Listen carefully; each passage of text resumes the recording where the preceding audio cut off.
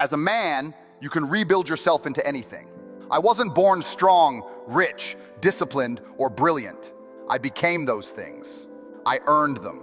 And anyone who refuses to put in the same effort deserves to stay where they are, below me. Back when I couldn't afford things I wanted, I would lose sleep knowing other men could. That discomfort pushed me. My life has been painful, but I wouldn't trade it for comfort. Constant pleasure is degeneracy. A man needs battles. Happiness comes from struggle, from progress, from purpose, not from cheap joy. Money doesn't change who you are, it amplifies your core. If you're weak, money magnifies your weakness. If you're brave, money magnifies your bravery. That's why struggle matters. It shapes who you are before you get it. God won't let you skip the lessons. But once you fall in love with the grind, everything becomes easier. Success isn't luck. Success comes from showing up every day, never skipping, never slacking. The only way to catch a lucky day is to be present every day. You will always get the life you earn, the women you earn, the wealth you earn, the luck you earn. Ungrateful, lazy complainers never get lucky. Hardworking, grateful men do. Stop letting hopeless people tell you life doesn't matter. It does. You weren't born to die forgotten. Everything great in history was built by men who wanted to leave a mark. Explorers, builders, conquerors. Respect lives on the far side of fear. If you're the only one willing to take the bold step, people will admire you for it. And stop listening to this modern nonsense about being satisfied with small wins. Small wins shouldn't make you quit. They should make you hungrier. Real winners work constantly, 7 days a week. The richest people on earth are obsessive workers because that's the only way to outpace the world. You need to fall in love with who you become through effort. Time is running out faster than you think. Stop wasting energy on arguments, distractions, headaches. You have a mission. People constantly ask for my time, messages, calls, favors. I don't answer calls unless it's life or death.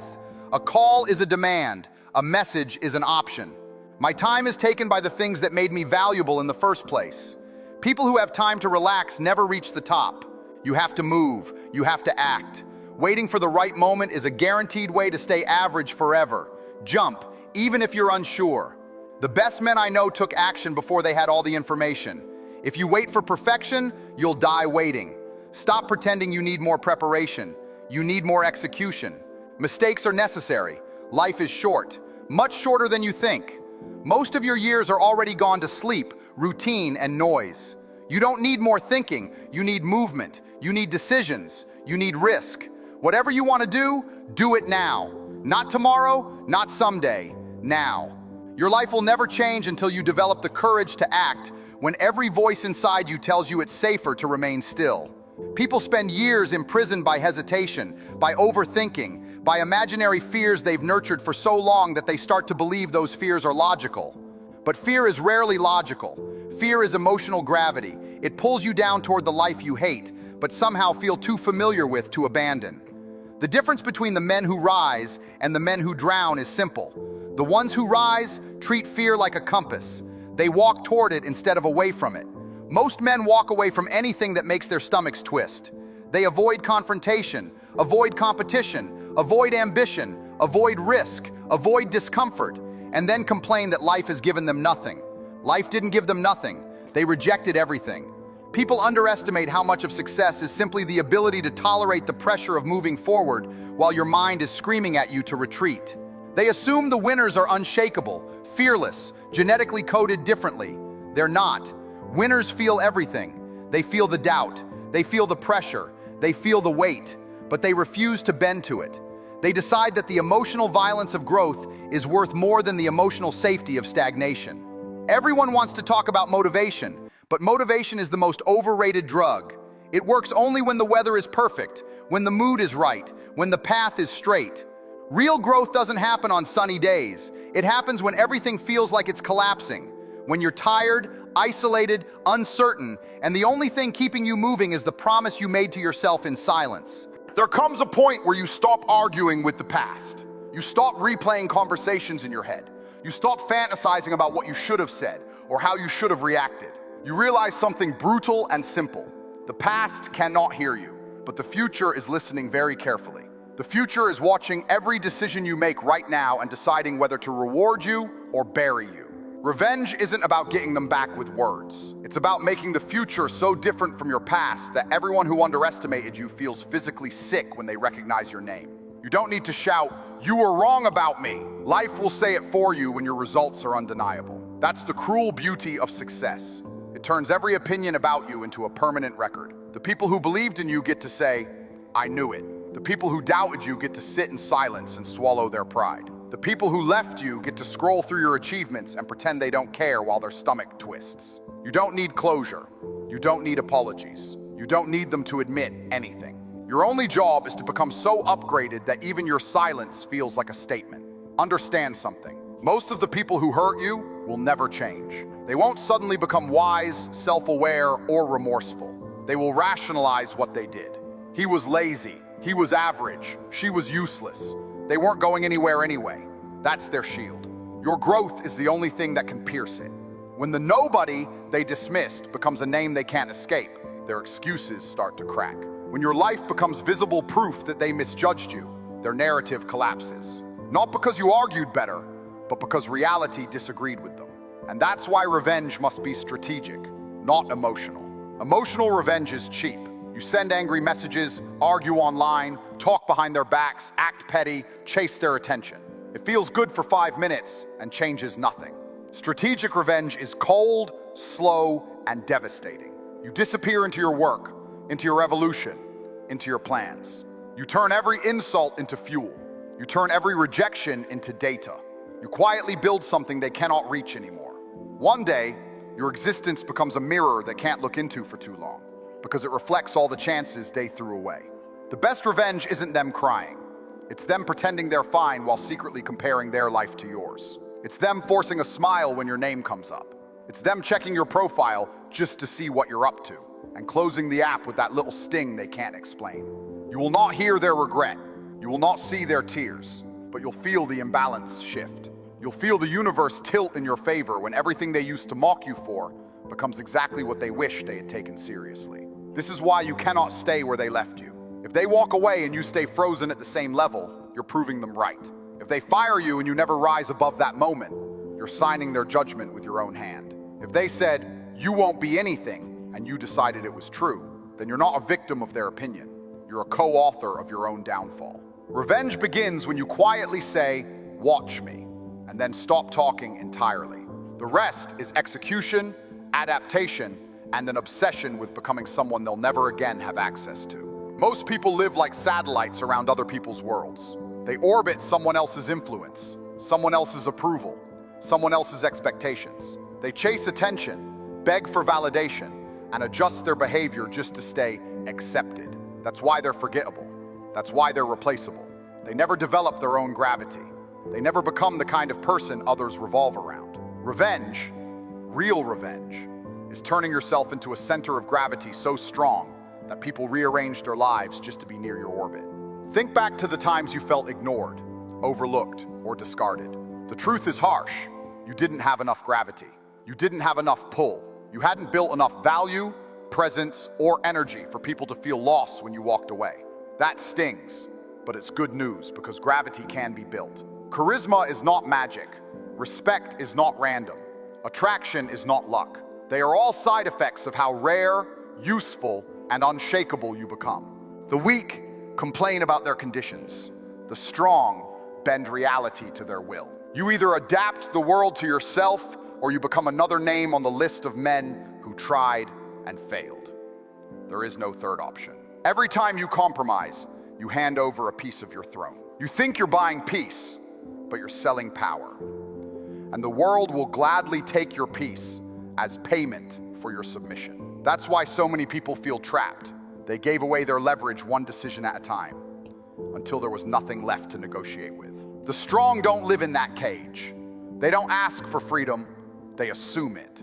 They walk into every room like they belong there because they know power is psychological before it's physical.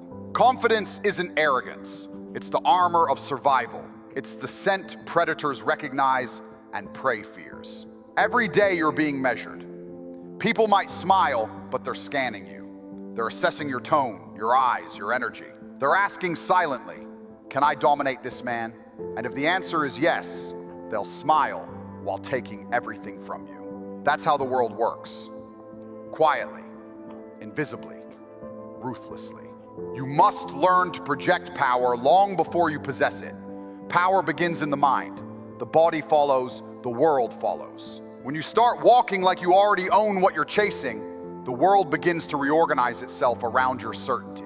That's how kings are born. Not through privilege, but through self-belief so absolute it borders on delusion. You think kings wait for blessings? Number.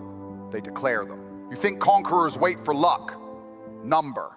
They create the conditions where luck fears to disobey. The moment you stop seeing yourself as powerless, every door you once thought was locked begins to tremble. But here's the part most won't admit. To gain real power, you must be willing to be hated. The weak crave approval. The strong crave respect. And respect only grows where fear and admiration overlap. You can't be loved by everyone and still be taken seriously. You can't please the crowd and lead it at the same time. The crowd doesn't love leaders. It follows them because it fears being left behind. Power is lonely because it demands separation. You cannot lead from the same level as those who follow. Every step higher removes you from comfort, from validation, from the safety of being one of them. That's why so few rise. Not because they can't, but because they won't face isolation. When you detach from the crowd, you see the truth. Most people are not living, they're surviving. They trade their sovereignty for convenience, their freedom for distraction. They scroll, complain, and dream small because big dreams would expose their smallness. They're terrified of ambition because ambition demands sacrifice, and sacrifice reminds them of what they lack. But if you can learn to be alone without being lonely, if you can build an empire in silence while the world sleeps, then nothing can stop you. The man who is comfortable in solitude becomes dangerous because he cannot be manipulated with social approval. You cannot threaten a man who doesn't need your company. This is why true power is spiritual before it's material. It's not about money or cars. Those are byproducts. Real power is waking up knowing that nothing external can enslave you, that no loss can destroy you, that even if everything you built vanished overnight, your mind would rebuild it faster, sharper, stronger. That's what separates the strong from the weak. Not wealth, not looks, not status, but the ability to rise from ashes without losing faith in your own fire. You want to understand the ruthless truth about power? It's simple. Life bends for the man who refuses to bend first. The system was not designed to make you strong. It was designed to keep you predictable. From the moment you were born, they built walls around your mind and told you it was safety. They gave you comfort disguised as freedom, entertainment disguised as happiness, and choice disguised as control. They don't need to chain your body anymore. Your attention is the new prison. You are distracted into obedience. Your mind scrolls through illusions while your time is stolen in silence. The most dangerous slavery is the one that makes you believe you are free. Look around. People aren't alive, they're tranquilized. Their emotions are controlled by headlines. Their beliefs are downloaded through screens. Their self-worth depends on invisible approval from strangers. They've turned ambition into anxiety and confidence into arrogance. The system doesn't have to break you. It just keeps you comfortable enough to never rebel. You've been conditioned to think small. The system needs you to believe that a middle-class life is victory, but mediocrity is not peace, it's sedation. You're being lulled into obedience by comfort.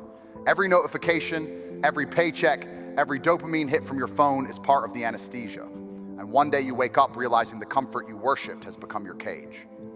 If you don't take control of your income, someone else will. If you don't build your name, someone else will own it. If you don't command attention, you'll be buried under the noise of those who do. Power doesn't disappear, it transfers. Every time you stay silent, every time you delay, every time you tell yourself maybe later, you transfer power to someone who acts. The rich aren't lucky, they're decisive. They understand that indecision is the slowest form of suicide. The new battlefield is digital. It's not fought with weapons, it's fought with systems, information, and speed. The man who knows how to command these wins. The man who waits to be told what to do will vanish. You cannot complain about the system and then depend on it for survival. That's like blaming the wolf while living in its den. The system rewards obedience until it doesn't need you anymore. Then it discards you without mercy. That's why you must build something that cannot be taken from you. Build leverage, not labor. Leverage is when your effort multiplies while you sleep. That can be a product, a brand, a digital asset, a skill that scales. The new rich don't trade time for money. They trade ideas for income. The difference between you and them isn't intelligence, it's perspective. Most people see problems. Entrepreneurs see arbitrage. When a company fires 50,000 employees, an average person panics. A predator sees opportunity. Cheaper talent, open markets, attention ready to redirect. The moment you stop reacting emotionally to chaos, you start profiting from it. Fear is the currency of control. They sell it to you daily. Fear of recession, fear of AI, fear of failure. But fear has one purpose: to keep you still. Still people are easy to manage. Moving people are unpredictable. If you stay frozen, you become predictable, and predictable men are powerless. So move. Even if you're unsure, action itself creates clarity. You don't need a perfect plan, you need momentum. The universe rewards those who move, not those who debate endlessly about timing. People often ask, but what if I fail? You already are failing, just slower. Every day you waste is a tiny death. The only difference between success and failure is speed of decision. Failure teaches, hesitation destroys. This era belongs to the men and women who refuse to outsource their survival. The ones who learn, adapt, and dominate. The ones who look at uncertainty and see leverage. The ones who stopped waiting for permission because nobody is coming. The cavalry is not on its way. The politicians won't save you. The economy won't protect you. Your employer doesn't care. The only person who can save you is you. And that realization, while terrifying, is also the most liberating truth you'll ever face. You are free the moment you decide to stop being owned. Free from fake stability.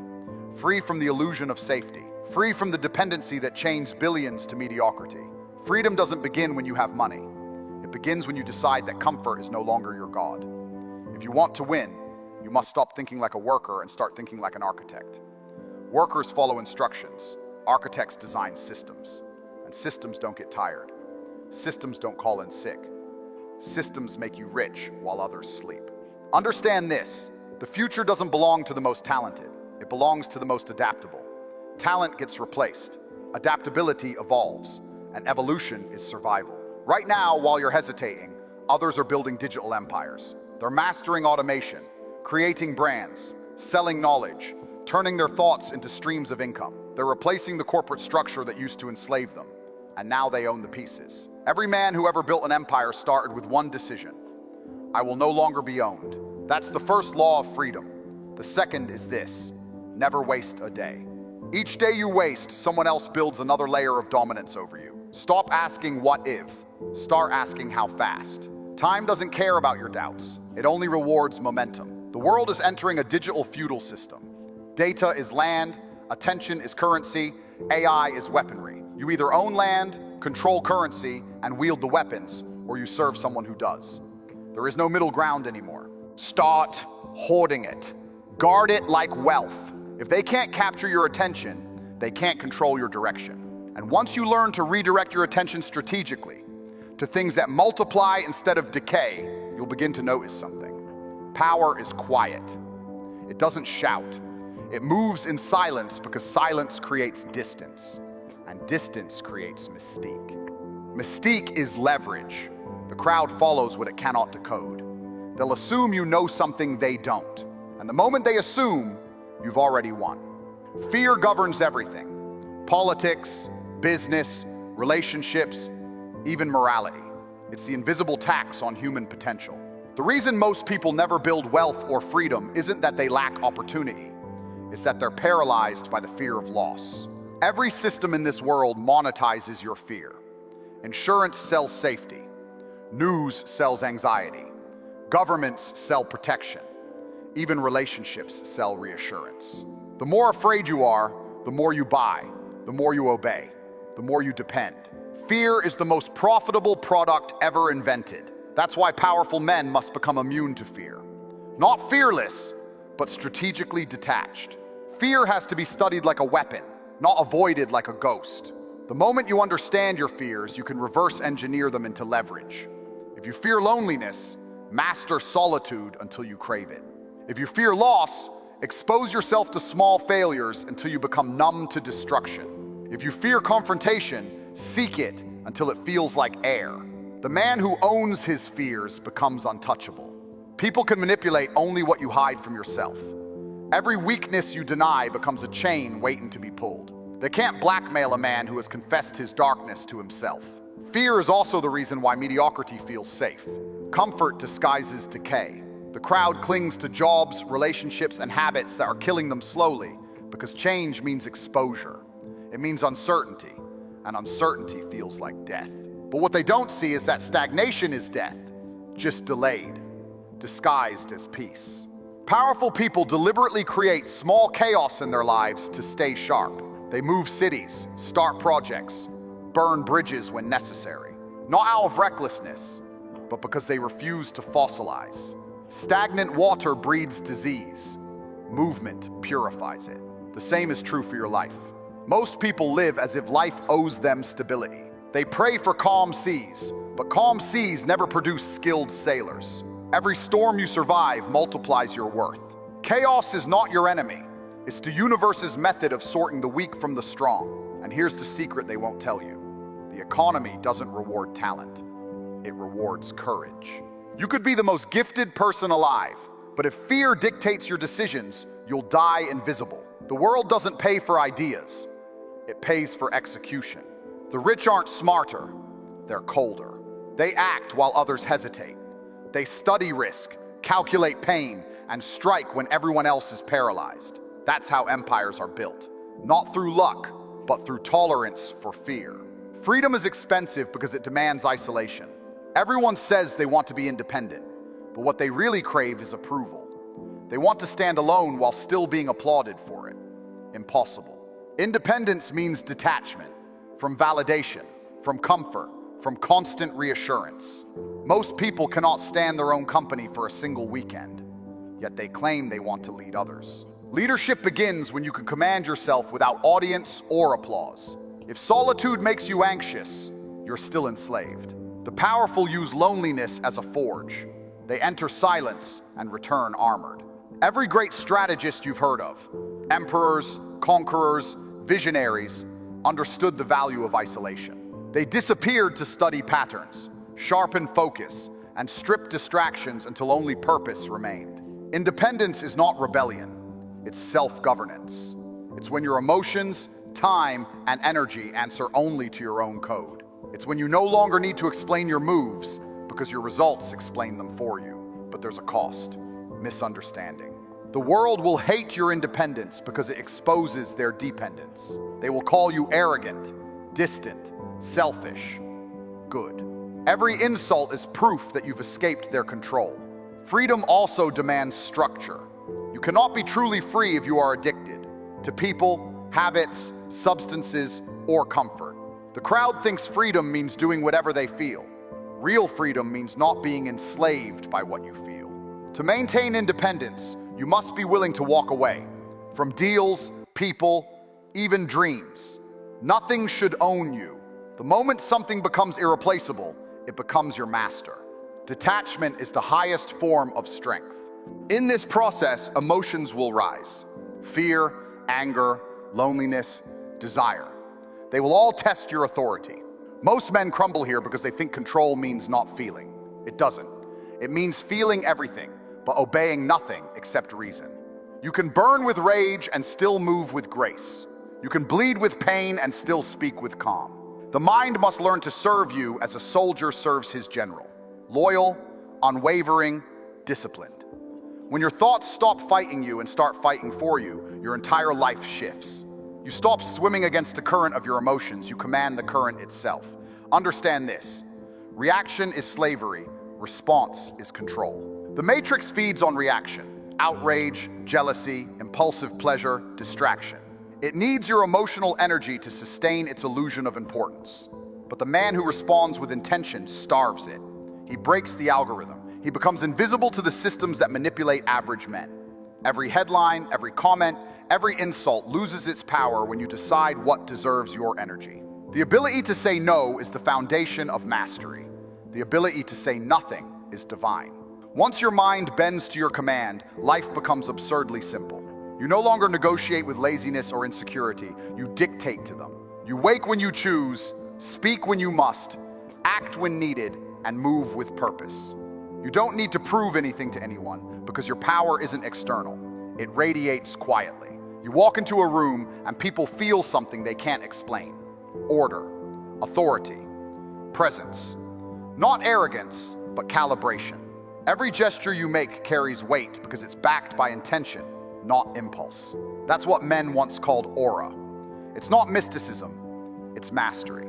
It's what happens when the noise of thought finally goes silent and every movement flows from certainty. Your eyes change first, then your tone, then your posture. Eventually, even your silence commands attention. This is what separates the masculine from the male. Not height, not money, not looks, but command. A man who owns his mind doesn't chase validation because he knows he's the validation. His composure is worth more than any reaction. His restraint is his roar. Every great man reached a point where he said, enough. Enough weakness, enough surrender, enough self-betrayal. That's the turning point. When a man declares war on his lesser self, he stops running from discomfort. He stops begging for motivation. He stops waiting for ideal conditions. He decides. That decision is the birth of dominion. From that moment, every thought, every feeling, every action is filtered through one question. Does this strengthen or weaken me? The answer decides everything. Mind dominion is not a peaceful path. It's a lifelong war. You will battle comfort, doubt, memories, and distraction every single day. But over time, something magnificent happens. Resistance becomes respect.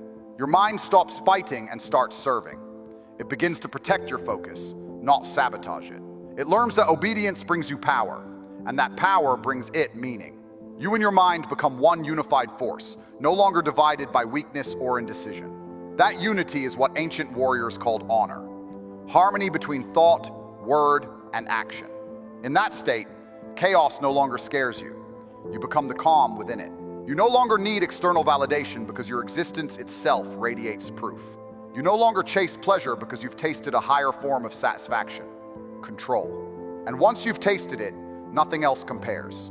You understand why the strong move slowly, why they speak little, why they seem untouchable. Because the storm within them is mastered. Their silence is not emptiness, it's strategy.